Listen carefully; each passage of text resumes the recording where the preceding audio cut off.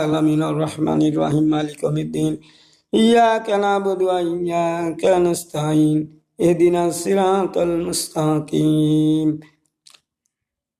আমরা প্রতিদিন নামাজে আমরা বলি যে আল্লাহ সমস্ত আল্লাহর শুকরিয়া আদায় করি এবং বলি আল্লাহ আপনি প্রশংসাকারীর মালিক, আপনি রহমানুর রহিম, পরম দয়ালু দাতা। তারপরে বলি আমরা তোমারই ইবাদত করি, তোমার কাছে সাহায্য চাই। কি সাহায্য চাই? তখন আমরা বলতেছি ইহদিনা সিরাতাল মুস্তাকিম, আমাদেরকে সঠিক সরল পথ দেখাও। আল্লাহর কাছে আরো বলতেছি ইয়া সিরাতাল্লাযীনা আন'আমতা আলাইহিম, ইয়া আল্লাহ ওই সমস্ত লোকের পথে পরিচালিত করো যাদেরকে তুমি নিয়ামত দান করেছো, যারা পথভ্রষ্ট হয় নাই, গোমরা হয় নাই। আর যারা পথভ্রষ্ট হয়েছে, গোমরা হয়েছে, তাদের পথে পরিচালিত করো না। এই কথাগুলি আমরা নামাজে বলি। এই কথাগুলো নামাজে বলি। আল্লাহ আমাদেরকে সঠিক সরল পথ দেখিয়ে দিলেন। এই পথ চললেই তোমরা সঠিক পথ পাবে। সেই পথ সম্পর্কে আমি আপনাদের সামনে তুলে ধরার চেষ্টা করছি।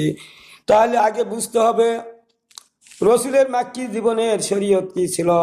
মাক্কি জমিনের শরীয়ত ছিল তাওহীদ, রিসালাত, আখিরাত সম্পর্কে মানুষের ধারণা দেওয়া, আমানতের খেয়ানত না করা, অন্যের জিনিস অন্যায়ভাবে ছিনিয়ে না নেওয়া, এই ধরনের কথাগুলো বলেছিলেন। আমানতের খেয়ানত করো না।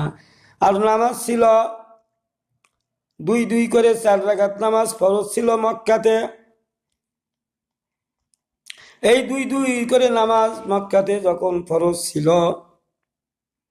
রাসূল সাল্লাল্লাহু আলাইহি সাল্লাম যখন দাওয়াতি কাজে বের হতেন তখন তিনি বাইরে 2 রাকাত পড়তেন, বাড়িতে আসলে, আবাসে আসলে তিনি 4 রাকাত নামাজ পড়েছেন। এটাই ছিল মক্কা শরীফের 13 বছরের ইবাদত নামাজ। রোজা কি ছিল? রোজা ছিল আশুরা রোজা, 3টা করে থাকতেন। হিজরতের পরে 5 ওয়াক্ত নামাজ ফরজ হয়ে গেল। তখন রাসূল সাল্লাল্লাহু আলাইহি সাল্লাম বললেন, এই 5 ওয়াক্ত নামাজ যদি তোমাদের ঠিক হয়ে যায়, সব আমল ঠিক হয়ে যাবে। হাদিস বর্ণিত হয়ে গেল। তারপরে 5 দিনের মাথায় জানাজার নামাজ পড়া ওয়াজিব হয়ে গেল। 7 দিনের মাথায় জুমার নামাজ ফরজ হয়ে গেল। দ্বিতীয় হিজরির রজব মাসে, অর্থাৎ হিজরতের 17-18 মাস পর কিবলা পরিবর্তন হয়ে গেল। সূরা বাকারা 142-144 নম্বর আয়াত দিয়ে কিবলা পরিবর্তন হলো। আগে বাইতুল মুকাদ্দাসের দিকে মুখ করে নামাজ পড়া হতো, এখন আর বাইতুল মুকাদ্দাসের দিকে নয়, বরং এখন কাবা শরীফের দিকে, মক্কা শরীফের দিকে মুখ করে সকলকে নামাজ পড়তে হবে।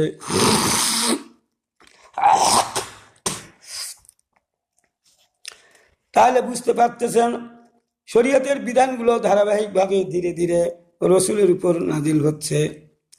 আবার দ্বিতীয় হিজরির শাবান মাসে বলা হলো ইয়া আইয়ুহাল্লাযীনা আমানু কুতিবা আলাইকুমুস সিয়ামু কামা কুতিবা আলাল্লাযীনা মিন ক্বাবলিকুম লাআল্লাকুম তাত্তাকুন। হে ঈমানদারগণ, তোমাদের উপর রোজা ফরজ করা হলো যেমন তোমাদের পূর্ববর্তীদের উপর রোজা ফরজ ছিল, যাতে করে তোমরা মুত্তাকি পরহেজগার হতে পারো। সূরা আল বাকারার 183 নম্বর আয়াত দিয়ে কি হলো? রোজা ফরজ করা হলো 30টা রোজা।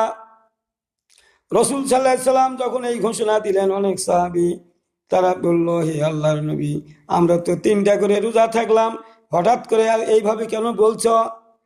আল্লাহ নবী বলেন, ইন আত্তাবিউ ইল্লা মা ইহা ইলাইয়া, আমি কি করব? আল্লাহ যা বলেন আমি তাই করি।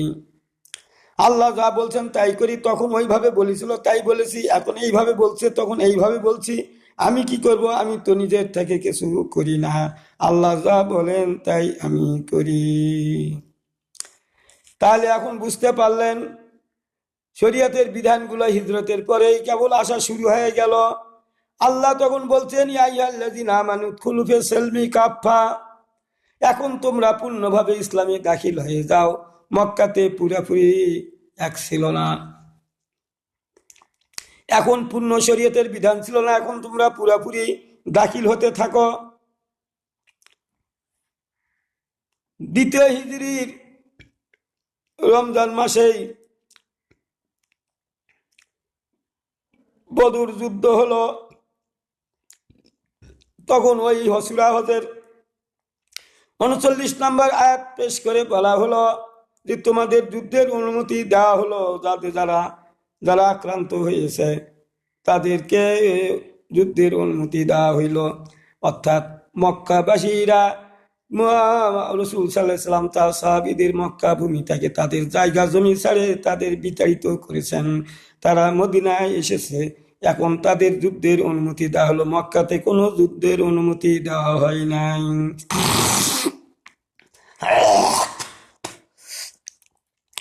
তাহলে দেখা যাক এখন কি হয়। এই বদর যুদ্ধে 313 জন সাহাবী যুদ্ধ করে বিজয়ী হলো। আল্লাহর পক্ষ থেকে সাহায্য করা হয়েছিল, যেহেতু প্রথম যুদ্ধ, সেই কারণে রাসূল দোয়া করেছিল, আল্লাহ তাআলা সাহায্য হিসেবে ফেরেশতাদেরকে পাঠিয়েছিলেন। বদর যুদ্ধে কাফেরদের ৭৬ জন বন্দী হয়ে যায়, ৭৬ জন নিহত হয়ে যায়। তার মধ্যে বড় বড় নেতারা ছিলেন, বিশেষ করে 8 জন নেতা, আবু লাহাব, আবু জেহেল, উতবা, সাইবা, ওলীদ বিন মুগিরা, আরো যারা নেতৃত্ব বড় বড় ছিল তারা 8 জন মারা গেছে। তাদের এক কূপেই তাদেরকে নিক্ষেপ করা হয়েছে। আমি ওই দিকে যাচ্ছি না, আমি আপনাদের বুঝাতে চাচ্ছি যে শরীয়তের বিধানগুলো ধীরে ধীরে আসছে। তারপরে প্রতিশোধ নেওয়ার জন্য 3য় হিজরি শাওয়াল মাসে উহুদ যুদ্ধ হলো। এর বিস্তারিত বিবরণ দিব না, আমি ইতিপূর্বে দিয়েছি, এখন খালি শুধু আপনাদের বোঝানোর জন্য এই কথা বলছি। এই যুদ্ধে মুসলমানদের ৭৬ জন সাহাবী শহীদ হয়ে যায়, অনেকে আহত হয়ে যায়। রাসূল সাল্লাল্লাহু আলাইহি সাল্লাম নিজে আহত হয়েছিলেন, হেলমেট ভেঙে গিয়েছিল, তার দন্ত মোবারক শহীদ হয়েছিল। ভাইরা আমার, বদর যুদ্ধের পরে কিন্তু কাউকে সরাসরি মুনাফিক ঘোষণা করা হয় নাই, কেউ জানতো না মুনাফিক কারা, কিন্তু উহুদ যুদ্ধের পরে ঘোষণা এসেছে, যারা যারা আল্লাহর রসুলের সঙ্গে যায় অর্ধেক ময়দান থেকে, যুদ্ধের ময়দান থেকে ফিরে আসলো, এরা হলো মুনাফিক। বুখারী শরীফে হাদিস নম্বর 1884, মুসলিমে 6924। এটা আধুনিক প্রকাশনে, সম্ভবত আধুনিক প্রকাশনে এই নম্বরটা। তাহলে বুঝতে পারলেন এবার। এই যে এখন আইন পাশ হবে, ফারাজি আইন পাশ হবে এখন। শাওয়াল মাসে যুদ্ধ হলো, অনেক সাহাবী আহত হওয়ার কারণে 2 মাস 2.5 মাস সময় লাগলো। এরপরে 4th হিজরিতে মুহররম মাসের প্রথমেই তিনি জাবির রাদিয়াল্লাহু তাআলাকে সঙ্গে নিয়ে বিভিন্ন মদিনার বিভিন্ন এলাকায় যারা শহীদ হয়েছে তাদের পরিবারগুলোর খোঁজ খবর নেওয়ার জন্য বের হলেন। সফওয়াত নামে এক গ্রামে যাই উঠলেন। সেই গ্রামে উঠে একজন মহিলা জানতে পারল রাসূল এসেছেন। তিনি তার 2টি কন্যা সন্তানকে নিয়ে তিনি রাসূলের সামনে হাজির হলেন। বললেন, হে আল্লাহর নবী, এর পিতা সাদ ইবনে রবি উহুদ যুদ্ধে শহীদ হয়েছে, যাকে কাইস নামে ডাকত মানুষেরা। আর এই সুযোগে তার চাচারা আমাদের সমস্ত সম্পত্তি দখল করে নিয়েছে। আমি এই মেয়ে দুটাকে বিবাহ দিব, একটা কানা করিও আমার কাছে নাই। হে আল্লাহর নবী, আপনি এর একটা বিচার ফয়সালা করে দিন। রাসূল তো আল্লাহ নিজের থেকে কিছু বলেন না। রাসূল বললেন, মা একটু দেরি করো, আল্লাহর পক্ষ থেকে কি আসে আমি তো জানি না, এর বিচারটা কি হবে, এর ফয়সালা কি হবে। 2-1 দিনের মধ্যেই সূরা নিসার 7 নম্বর, 11, 12, 13, 14 নম্বর আয়াত নাজিল করে দিয়ে ফারাজি আইন পাশ করে দিলেন। এক ছেলে যতটুক পাবে, 2 মেয়ে ততটুক পাবে। এক ছেলে যতটুক পাবে, 2 মেয়ে ততটুক পাবে। মেয়ে যদি 2-এর অধিক হয় তাহলে কি হবে? তাহলে মোট সম্পত্তি 3 ভাগে 2 ভাগ মেয়েরা পাবে, 1 ভাগ কৌতা হিসাবে অন্যরা পাবে। আমি ওই দিকে যাচ্ছি না, খালি কাজ দিচ্ছি। তাহলে ফারাজি আইন পাশ হলো কখন? 4th হিজরির মুহররম মাসে। এটা যখন পাশ হয়ে গেল তখন আল্লাহর নবী বললেন, আনাস ইবনে মালিকিন কলা রাসূলুল্লাহ সাল্লাল্লাহু আলাইহি সাল্লাম, কাতা মিরাশা ওয়ারিসি কাতা আল্লাহ মিরাশাতু মিনাল জান্নাতি ইয়াউমাল কিয়ামাতে। আনাস থেকে বর্ণিত, রাসূল সাল্লাল্লাহু আলাইহি সাল্লাম বললেন, যারা তাদের ওয়ারিসকে তাদের নিজ ওয়ারিস থেকে বঞ্চিত করবে, আল্লাহ থেকে কিয়ামতের ময়দানে জান্নাতের ওয়ারিস থেকে বঞ্চিত করবেন। এই কথা শোনার পরে অনেক সাহাবীদের কানে গেল। সাহাবীরা দৌড়াদৌড়ি করে রাসূলের কাছে আসলো, আসি বলল, হে আল্লাহর নবী, আপনি নাকি এই কথা বললেন, ফারাজে আইনে এই কথা বললেন? বলে, হ্যাঁ তো বলেছি।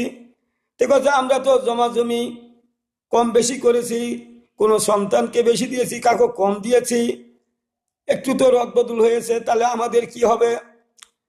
রাসূল সাল্লাল্লাহু আলাইহি সাল্লাম ওই হাদিসেই বললেন, হাদিস নম্বর হলো 2449, বুখারী। ইন্টারনেটেও দেখবেন, না হলে আধুনিক প্রকাশনী হাদিস নম্বরটা, তাহলে 2449 ফারাজি আইনের হাদিস। তাহলে ওই হাদিসে বলা হচ্ছে, রাসূল বলছে, তোমরা পূর্বে কে কি করেছো করো, এখন থেকে এই ৪র্থ হিজরি মুহররম মাসের প্রথম সপ্তাহে এই আইন পাশ হয়ে গেল। এখন থেকে তোমরা জমাজমি যত কিছু আছে, এই সমস্ত আইন জমাজমিগুলো সন্তানদের মধ্যে, সকলের মধ্যে সমবন্টন করবে, আল্লাহর নির্ধারিত নিয়মে করবে, এর ব্যতিক্রম করবে না। করলে তোমরা এখন থেকে এই শাস্তির আওতাভুক্ত হবে। তাহলে এই হাদিস দ্বারা দেখা যাচ্ছে যে একবারে সব আইন আসে নাই, এই কারণে আপনারা ২য় হিজরি পর্যন্তই আসেন, এদিকে আসেন না। পাবেন কেন করে মদিনার ফজিলত, শরিয়া খেলাফত? মদিনার খেলাফত তো পাবেন না যদি ২য় হিজরি পার না হয়ে আসেন। আপনাদের তো সিলেবাস ২য় হিজরি পর্যন্ত দেওবন্দ মাদ্রাসা থেকে উল্লেখ করা হয়েছে, যার ফলে ওই ভাইদেরকে আমি দোষ দেই নাই, তারা ওখান থেকে সিলেবাস টেনেছে। আর পিছনের এই হাদিসগুলো যে আরো কিছু শরীয়তের বিধিবিধানগুলো আসলো, এগুলা ব্যাপারে তারা জানেন না, না জানার কারণে তারা এটা তাদের সংবিধানে নাই, তাদের সিলেবাসে নাই থাকার কারণে তারা পান নাই। তাহলে কি হলো এখন দেখেন, তাহলে এখন দেখা যাচ্ছে যে ফারাজি আইন পাশ হলো 70 বছরের প্রথমে, রাসূলের নবুয়তি জীবনের 70 বছরের সময় ভয়কালীন নামাজ কিভাবে পড়তে হবে, এটা খন্দক যুদ্ধে, রিকাব যুদ্ধে এর ফয়সালা হয়। কিভাবে নামাজ পড়তে হবে, 2 রাকাত পড়বে, আবার কিছু লোক যুদ্ধের ময়দানে থাকবে, এরা 2 রাকাত নামাজ পড়ে যাবে, আবার যদি 1 রাকাতও পড়ে যাবে। যাই এই আইনগুলো পাশ হলো খন্দক যুদ্ধের সময়। পর্দার আইন পাশ হয় ৫ম হিজরির শেষের দিকে, ৬ষ্ঠ হিজরির প্রথমে। সূরা নূর, সূরা আযহাব দিয়ে এই যে ধীরে ধীরে পর্দার আয়াত আসলো। তাহলে পর্দার আয়াত আসলো কত? তাহলে ৫ম ৬ষ্ঠ হিজরি আছে ধরেন, ৫ম হিজরি। আর ওদিকে হলো ১৩ আর ৫ 18 বছর সময়ে, 18 বছরের সময়ে পর্দার আইন পাশ হলো। তাহলে রাসূলের জীবনের, নবুয়তি জীবনের 18 বছরের সময় এই আইন পাশ হলো, পর্দার আইন পাশ হলো। তয়াম্মুমের আইন পাশ হলো মুস্তালিক যুদ্ধে। এই যুদ্ধে পানি না পাওয়ার কারণে ৫ম হিজরিতে শাবান মাসে এই আইন পাশ হয়ে গেল, তয়াম্মুমের আইন পাশ হয়ে গেল। কেসাস, সূরা মায়দা ৩৩ নম্বর আয়াত দিয়ে কেসাসের আইন পাশ হলো ৭ম হিজরিতে। আধুনিক প্রকাশনী বুখারীতে এসেছে ৫৪টি হাদিস। বনি নজির গোত্রকে মদিনা থেকে বহিষ্কার করা হলো ৪র্থ হিজরি রবিউল আউয়াল মাসে। বুখারী শরীফে হাদিস ৪০৩১, ৪০৩২।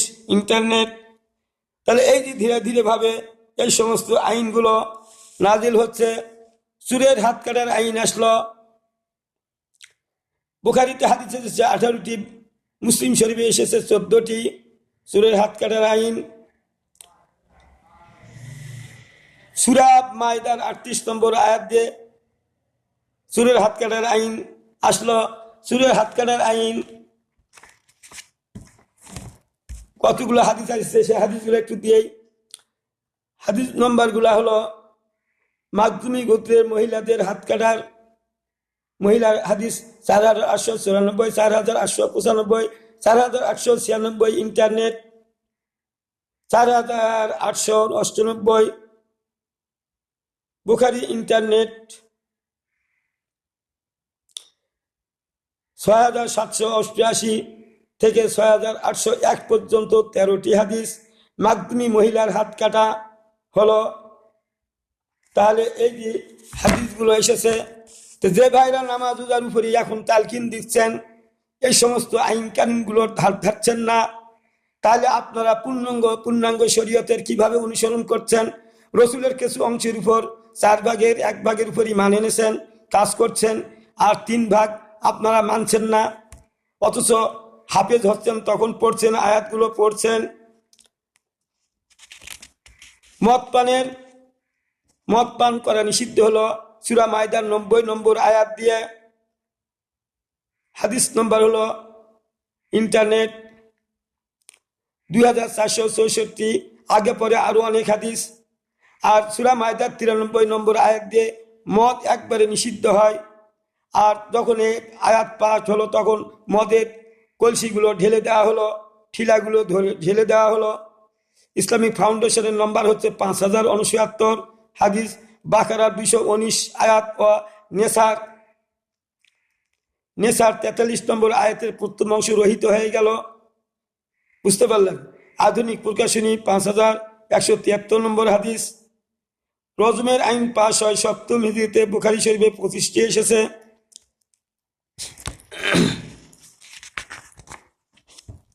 বুখারীতে 25টি এসেছে। হাদিস নম্বরগুলো আমি দিয়ে দিচ্ছি। 6800 ইন্টারনেট 6812, 6813, 6814, 6815, আরো 6816, অনেকগুলো হাদিস এসেছে। তারপরে ইহুদি পুরুষ ও ইহুদি নারীর সঙ্গে সার করেছেন রাসূল সাল্লাল্লাহু আলাইহি সাল্লাম, অনেকগুলো হাদিস এসেছে। তো যাই হোক, আমি আপনাদের সামনে এইগুলা এইভাবে বলতে চাচ্ছি সংক্ষেপে, যে এই আইনগুলো পাশ হলো, রাসূল সাল্লাল্লাহু আলাইহি সাল্লাম এদের বিয়ের বিচার ফয়সালাগুলো করেছেন। কিন্তু এখন আলেম ওলামারা এত বিভক্ত হয়ে গেলেন কেন? যারা এগুলা আইন এবং এগুলার বিধানকে বাদ দিয়ে আপনারা চলছেন, এগুলার বিধান আইনকে বাদ দিয়ে কি আপনারা পুরোপুরি ইমানদার হতে পারবেন না? আর পুরোপুরি ইমানদার না হয়ে মরতে আল্লাহ নিষেধ করেছেন, ইয়া আইয়ুহাল্লাযীনা আমানুত্তাকুল্লাহা যারু বাকিয়া মিনা রাবা, ইয়া আইয়ুহাল্লাযীনা আমানুত্তাকুল্লাহা হাক্কা তুকাতিহি ওয়া লা তামুতুন্না ইল্লা আনতুম মুসলিমুন।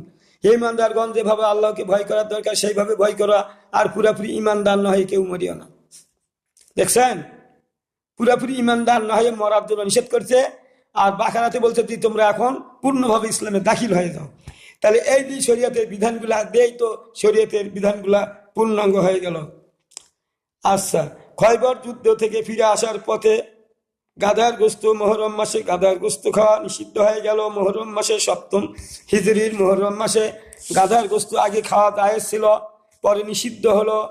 তাহলে সেটা কত? 7ম, 13, 20তম বছরে।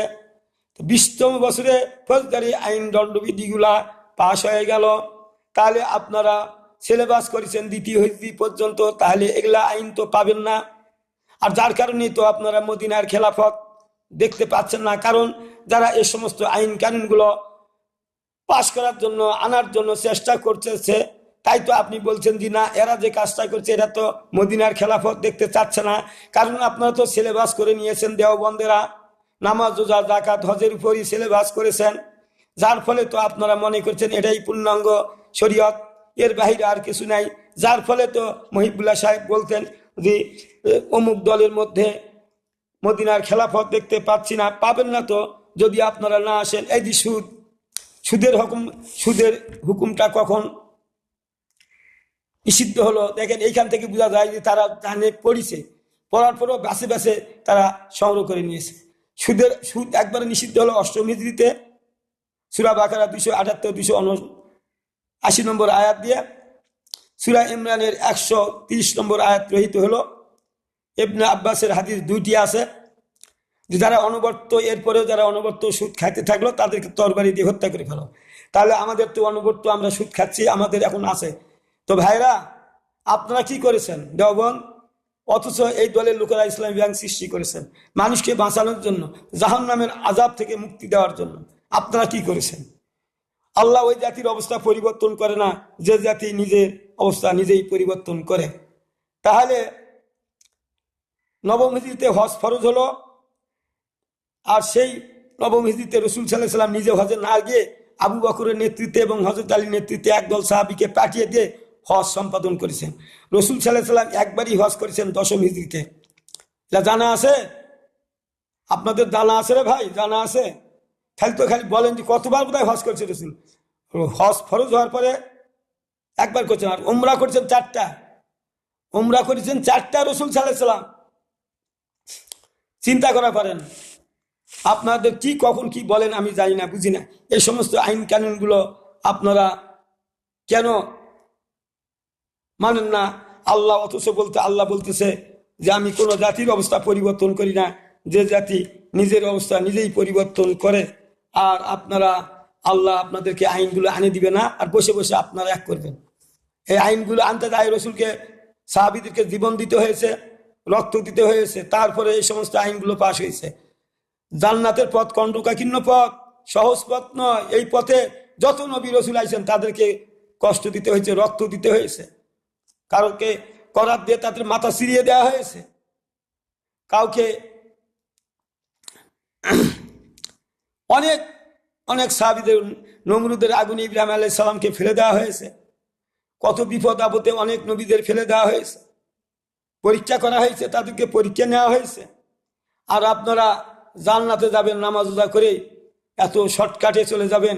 তাহলে যারা এই সমস্ত আইন কানুন রসুলের সময় না মানার কারণে যাদের রজম হয়ে গেল, যারা জাহান্নামী হয়ে গেল, মুনাফিক হয়ে গেল, এদের কি হবে? একই অপরাধ, এই আইনগুলো না মানার কারণে তারা মুনাফিক হয়েছে। আমরা যদি এই আইনগুলো না মানি তাহলে আমরা মুনাফিক হব কিনা? অবশ্যই মুনাফিক হব। তারপরেও যারা বলতে দিন না আমরা মুনাফিক হব না, তাহলে আপনাদেরকে আল্লাহ মাফ করে দিছে, এরকম একটা দলিল দেখান। দলিল দেখাতে পারবেন? পারবেন না। তাহলে আমি আপনাদের কাছে বুঝাতে চাচ্ছি, একই অপরাধে আল্লাহ কাউকে ছেড়ে দিবেন আর একই অপরাধে কাউকে গ্রেফতার করবেন? এইরকম কি হবে? আল্লাহ কি এইরকম করবে?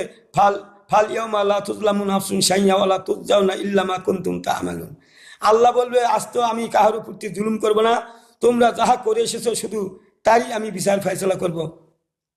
তোমরা যা করে এসেছো তারই বিচার করব। কুল্লু নাফসিন বিমা কাসাবাত রাহিনাতুন, প্রত্যেক মানুষ নিষ্কর্মের জন্য দায়ী হবে। তাহলে আপনারা যে কাজগুলো করছেন না এর জন্য দায়ী হবেন না? আল্লাহ দশম হিজরিতে কি বললেন? সূরা মায়দা 3 নম্বর আয়াত, আল-ইয়াউমা আকমালতু লাকুম দীনাকুম ওয়া আতমামতু আলাইকুম নিয়ামাতি ওয়া রাদিতু লাকুমুল ইসলাম দীনান। এখানে আল্লাহ বলছে আজ থেকে আমার দিনকে পূর্ণ করে দিলাম, শরীয়তের বিধান তোমাদের উপর রহমত বর্ষণ করলাম, ইসলামকে জীবন বিধান হিসাবে তোমাদের উপর নাজিল করলাম। তাহলে আল্লাহ আমাদেরকে জীবন বিধান হিসাবে আমাদের কোরআন দিয়ে গেল, পূর্ণাঙ্গ শরীয়ত করে দিয়ে গেল। দশম হিজরিতে এই কথা বললেন। তো দশম হিজরির আগেই তো সুরের হাত কাটা, চাটা, ফৌজদারি, দণ্ডবিধি সব নাজিল হয়েছে। এই সবগুলা দিয়েই তো ইসলামকে পূর্ণাঙ্গ ঘোষণা দিলেন রাসূল সাল্লাল্লাহু আলাইহি ওয়াসাল্লাম দশম হিজরিতে। এখন কি আমার ভিডিও যারা আজকে দেখবেন, যারা শুনবেন, আপনারা এটা সাবস্ক্রাইব করে দিবেন, অবশ্যই অন্যদেরকে শোনার ব্যবস্থা করে দিবেন। আর যারা এখনো আপনারা জেনে হোক অজানে হোক যদি ভুল করে থাকেন তওবা করে ফিরে আসেন, আল্লাহ মাফ করবে, সময় আছে। আপনারা জেনে শুনে তো বারবার গুনাহ করছেন, আর যারা জেনে শুনে গুনাহ করবে তাদের ব্যাপারে বার্তা অন্য আলাদা। আর যারা ভুলবশত করেছেন জানেন না, তারা তওবা তাগিদ করে ফিরে আসেন, অবশ্যই আল্লাহ ক্ষমা করে দিবেন। আমি মনে করতেছি এগুলা আলেম ওলামারা যারা দেওবন্দের যারা এটা ভাগ করে নিয়েছিল তারা হয়তো, আমার এটা চিন্তা চেতনা যে ভারতবর্ষ ইসলামিক রাষ্ট্র কায়েম করা কোনো কর্মী সম্ভব নয়, এই চিন্তাধারায় হয়তো দেওবন্দ তারা চিন্তা ভাবনা করেছিল যে তাহলে ওই সাবজেক্টটা আমরা বাদ দিই। ওই সাবজেক্টটা যদি আমরা বাদ না দেই তাহলে পরের বার এরা ফির গন্ডগোল লাগাবে, তাহলে না গেলে আমাদের উপর জুলুম নির্যাতন আসবে, আমাদের দাওয়াতি কাজ করা পারবো না আমরা। এই চিন্তা ভাবনা করে হয়তো এরা সিলেবাসগুলো নামাজ উজার উপর করেছে, নামাজ উজার উপরই তারা সিলেবাসটানে সমাপ্ত করে দিয়ে তারা বলছে, তখন তারা ওই সমস্ত হাদিসগুলো আনিছে যে নফল নামাজ করলে এত সব, এতবার কলমা পড়লে আসমান জমিনের ফাঁকা জায়গা পূরণ হয়ে যাবে, এতবার কলমা জিকির করলে জান্নাত ওয়াজিব হয়ে যাবে, এই কথাগুলো বলাই তারা সিলেবাসগুলো তৈরি করছেন, যার ফলে ওই দেওবন্দ মাদ্রাসার যারা অনুসারী তারা সবাই এই কাজটা ভুল করে যাচ্ছেন। ভাইয়েরা আমার, সংশোধন হওয়ার সময় এসে আমাদের কাছে কোরআন এবং হাদিস আছে। রসুল বলছে তারা তুফিকুম আমরাই নেতা জেল্লুমা তামাক সাকুম বেহিমা কিতাবুল্লাহ সুন্নাতে রসুলি, তোমরা দুনিয়াতে আমি চলে যাচ্ছি, আমার পরে তোমরা কি করবে, তখন তোমরা কোরআন এবং আমার হাদিস থেকে তোমরা জেনে নিবে, বুঝে পড়বে, তাহলে তোমরা পদভ্রষ্ট হবে না, গোমরা হয়ে যাবে না। এই জন্য আমাদের কাছে কোরআন আছে, হাদিস আছে। আমরা এই হাদিসগুলো কোরআনগুলোকে ভালোভাবে পড়ব, তারপরে আমরা আল্লাহর হুকুম মতো আমরা চলার চেষ্টা করব। আমি আপনাদের সামনে আর একটু সময় আছে, 2 মিনিট হয়তো লাগবে, আমি একটা হাদিস আপনাদের দিয়ে, হাদিসটা যদিও বড়, বাংলায় বলি, অর্থটা বলি। ইবনে মাজাহ 42 নম্বর হাদিস, সেই হাদিস। এর বাদ ইবনে সারিয়া রাদিয়াল্লাহু থেকে বর্ণিত, একদিন রাসূল সাল্লাল্লাহু আলাইহি ওয়াসাল্লাম আমাদের মাঝে দাঁড়িয়ে অত্যন্ত মর্মস্পর্শী ভাষায় নসিহত করলেন, যাতে অন্তরসমূহ ভীত হলো এবং চোখ দিয়ে পানি ঝরল। হে আল্লাহর নবী, আপনি তো বিদায়ী ভাষণ দিলেন, তাহলে আপনি আমাদের প্রতিশ্রুতি গ্রহণ করো এবং আপনি আমাদেরকে সুনির্দিষ্ট একটি পথ বলে দিন। তখন রাসূল সাল্লাল্লাহু আলাইহি ওয়াসাল্লাম আমাদেরকে একটি সুনির্দিষ্ট পথ বলে দিলেন, তোমরা আনুগত্য করবে যারা তোমাদের নেতা হবে, যদিও সে কাফরি গোলাম হয়। আমার পরেই ধীরে ধীরে অনেক ফিতনা ফাসাদ মতভেদ দেখতে পাবে, তখন তোমরা আমার সুন্নাত ও হেদায়েত প্রাপ্ত খোলাফায়ে রাশেদিনের সুন্নাত অবশ্যই অবলম্বন করবে, তার দাঁত দিয়ে শক্তভাবে কামড়িয়ে ধরে থাকবে। অবশ্যই তোমরা হেদায়েত কাজ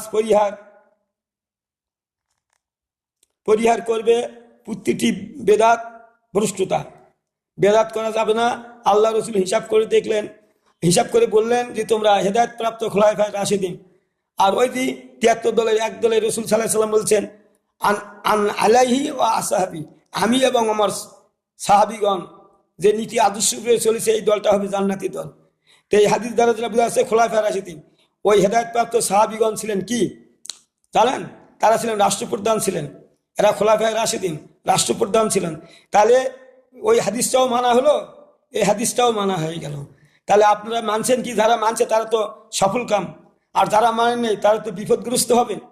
তাহলে দেখেন, এখানেও বোঝা গেল খোলাফায়ে রাশেদিন, আপনারা সাহাবীদের নীতি অনুসরণ করেন না। আর আপনারা বলেন যে অমুক দল সাহাবীদের সমালোচনা করে না, ওই দলটার মধ্যে ঢুকে দেখেন না সাহাবীদের কর্মকাণ্ড অনুসরণ করে, কোনটা দেখতে পাবেন। আপনাদের এই কথাটাও ভুল প্রমাণিত হয়ে যাবে। সাহাবীদের আমরা সমালোচনা করি না, বরং আমাদের ম্যানিফেস্টোতে আছে, আমাদের দাওয়াতি পরিস্থিতিতে দেখবেন এটা স্পষ্টভাবে বলা হয়েছে যে সাহাবী কেরামই আমাদের একমাত্র আদর্শ নমুনা। সাহাবী কেরামই আমাদের আদর্শ নমুনা। কার সেটা নমুনা? জামাত ইসলামের নমুনা। সাহাবী কেরাম আমাদের যে পথ দেখিয়ে দিয়ে গেছেন সেটাই আমাদের আদর্শ নমুনা, বুঝছেন? সাহাবীদের সমালোচনা করে না, না জেনে শুনেই আপনারা সমালোচনা করেন, গীবত করেন, অপবাদ দেন, মানুষের উপর তহমত দেন। এই জন্য আমি আপনাদের কাছে আমার অনুরোধ, আপনারা এই ধরনের কাজ করবেন না। এখন কোরআন হাদিস বাংলা, ইংরাজি বিভিন্ন ভাষায় রচিত হয়েছে, যার জন্য বোঝা সহজ হয়েছে। তো আপনারা যে যে ভাষায় যেটা বুঝবেন আপনারা সেইভাবে তর্জমা করে হাদিস কোরআনগুলো দেখবেন, আর রসুলের জীবনী নিয়ে আলোচনা করবেন, সাহাবীদের জীবনী আলোচনা করবেন, তাহলে আপনারা অবশ্যই সঠিক পথ খুঁজে পাবেন বলে আমি মনে করি।